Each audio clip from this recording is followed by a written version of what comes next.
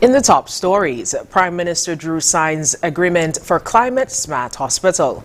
Barbadians concerned over road fatalities, and Arizona state votes to repeal 1864 abortion ban. Hello and welcome to the ZIZ Midday newscast. Today is Thursday, May 2nd, 2024. I am Scotticia Hendrickson.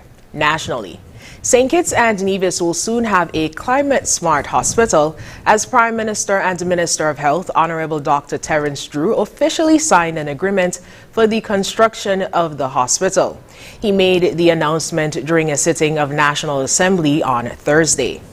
And so I want to announce that this morning, the chair of OECC, which is an organization from Taiwan, the Republic of China, Taiwan, and we signed for the commencement of the construction of our brand new climate smart, technologically smart hospital. And this afternoon, we are going to journey to the site, which is in constituency number 3. We have maintained the hospital there, and I envisage that the name will remain the same, the esteemed name of one of our national heroes and who would have been long-serving parliamentary representative for constituency number 3, Sir Joseph N. France, Nathaniel, and therefore we intend to keep that. I will say that from the onset, Madam Speaker. And so we hope to complete that in a few years. And this afternoon we'll have there again another sign-in so that we can have the contractors going, and at that we will invite the general public to.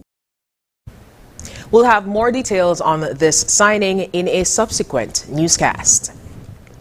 The Royal St. Christopher and Nevis Police Force has issued a statement on the display of weapons and videos on social media emanating from St. Kitts and Nevis.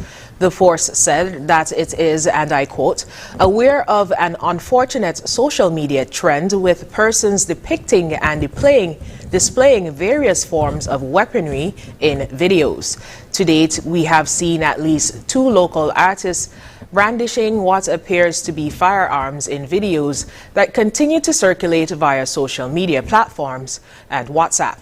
The High Command outrightly and forcefully condemns such actions and behaviors as they hold no positive value whatsoever to our nation's safety, security, and social development. End quote.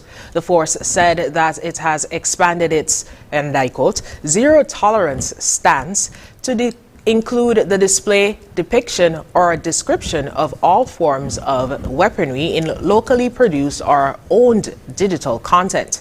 Such actions are a confirmed source of negative influence to the young at heart and the young in mind among us. Irresponsible acts that further propagate antisocial behaviors and violent social tendencies cannot and will not be tolerated. The Royal St. Christopher and Nevis Police Force therefore regards such acts as a clear celebration and encouragement of the commitment of violent crimes against citizens and residents. The police sternly warns all persons, residents, and citizens in St. Kitts and Nevis who are involved in the production of or identified as present in any digital content where there or any others are engaging in the above-mentioned activities will be regarded as suspected threats to life, liberty, and property. All suspected, confirmed, and active threats to the life, liberty, and property will be treated with severe prejudice by the Royal St. Christopher and Nevis Police Force. According to police, investigations have revealed that in almost all circumstances, the adults engaged in such activities are fully aware of their actions, the level of influence, and the potential for far-reaching consequences. Nevertheless, they persistently display a high level of indifference and willful ignorance. To combat the spread of this regressive school of thought, the Royal St. Christopher and Nevis Police Force will not be taking into consideration any excuses, explanations, arguments, or pleas from any person. The Ministry of Agriculture has partnered with farmers across the island to aid in crop production by enhancing seedling capacity as part of the 25 by 25 agenda target. One such farmer is Leonard Herbert of a Rural Producers Farm in St. Paul's. As part of the 25 by 25 agenda, Herbert said he received tomato and sweet pepper seedlings from the ministry. On a recent tour of his farm, he shared the progress of the tomato seedlings and the methods used to aid their growth. Okay, in the growth process, there's about just over five weeks, going on 6 weeks since they were transplanted. Yeah, so they're now in the fruiting stage, so they have some fruits on, and just start stringing them up, as we call it. And I'm using the Florida wave system. Okay, put the steel between, two plants between every steel, and you wave the string in between. You see the one there, come back with the next one to tighten, so that'll keep them off the ground. I have to do that at least twice. He also explained the importance of the methods used for growth of the tomatoes. That's very important, because if you leave them on the ground, they tend to get spoiled, like soil insect would get to them. Being ground cover helps some, but the heat would also damage them, so they need to be off the ground, yes.